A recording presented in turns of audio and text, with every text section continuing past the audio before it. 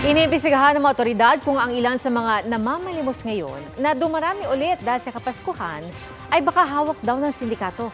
Nakatutok si Marisol Abduraman. 1997 pa namamalimos ang 71 anyo sa Simangcardo. Kahit di nakakakita, nararating niya ang Boni Serrano, Quezon City. Paano po kayo nakakarating dito? Papahatid, tapos Sino naghahatid sa inyo?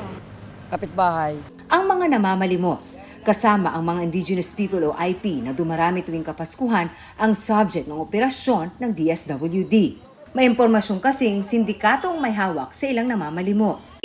Meron kaming ongoing na investigation ngayon kasi merong isang syndicated group na sinasamantala yung mga indigenous people natin, mga IP natin na mga kababayan. Syndicated yung pagdala sa Manila, kakasuhan natin ng human trafficking. Sabi ng Metro Manila Council, di pa nila napapatunayan kung may sindikato nga sa mga namamalimos.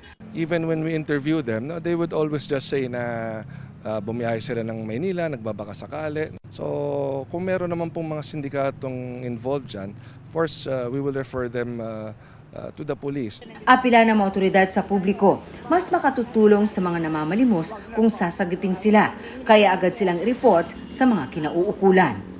Para sa GMA Integrated News, Marisol Abduraman, nakatuto 24 oras. Ngayong araw inaasahang bubuksan ulit ang Rafah border crossing para makatawid sa Egypt ang mga dayuhang lilikas mula Gaza, kasama na ang mga Pinoy.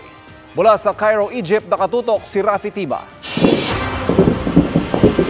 Ang patuloy na pagpulbos ng Israel sa Gaza para puksain ng Hamas, doble dagok sa mga nadadamay na ospital. Sa Al-Shifa Medical Center, ang pinakamalaking ospital sa Gaza, kulang na kulang ang mga gamot, supply pati kuryente. Pati incubator kailangang patayin.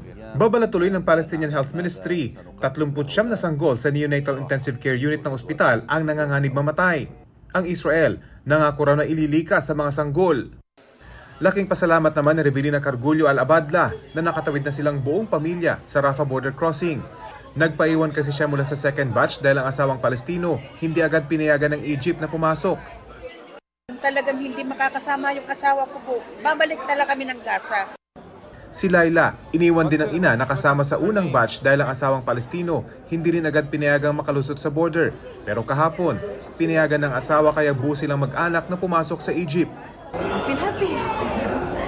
You will be reunited to your mother in the Philippines.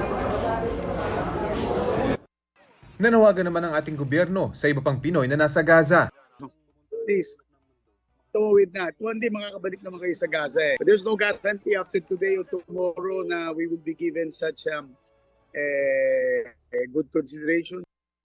Ngayong araw, parating sina Foreign Affairs Undersecretary Eduardo de Vega dito sa Cairo, Egypt para asikasuhin ang pagtawid ng iba pang Pinoy na nasa Rafah border crossing. Sa ngayon, 16 na Pinoy ang naghihintay na makatawid. Nasa 20 ang piniling magpaiwan. Bukod pa yan sa isang madaling Pinoy na may tinatapos pa raw na misyon sa Gaza.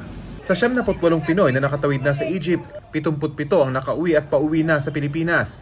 Ngayong gabi, 41 ang darating sa NAIA kasama ang kanilang mga asawa. Mula rito sa Cairo, Egypt, para sa GMA Integrated News, Rafi Tima, nakatutok, 24 oras. Buwis buhay na pinigilan ng isang lalaki naka-vest na pang-traffic enforcer ang isang truck sa Marcos Highway sa Cainta, Rizal. Pero humarurot pa ang truck kahit muntik nang makaladkad ang lalaki. Ayon sa uploader, huminto nung unang driver ng truck nang hulihin ng anyay enforcer. Pero kalaon ay bigla umano itong tumakas. Hindi pa tukoy kung sino ang driver ng truck. Sinusubukan pa rin naming matuntun ang lalaki sa video. Namatayan recently ng alaga si Bretman Rock pero tila kakaiba ang kanyang pagluluksa. I will be having a funeral service. What do you guys have to say? Yan ang sad news ng Filamang influencer tungkol sa pagkamatay ng kanyang alagang chicken.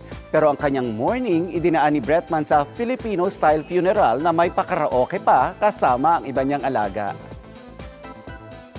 And that's my chika this weekend. Ako po si Nelson Canlas. Pia, Ivan? Thank you, Nelson. Mga kapuso, 43 araw na lang, Pasko na. At yan po ang mga balita ngayong weekend para sa mas malaking misyon, para sa mas malawak na paglilingkod sa bayan. Ako po si Pia Arcangel. Ako si Ivan Mayrina mula sa GMA Integrated News, ang News Authority ng Pilipino. Nakatuto kami 24 oras.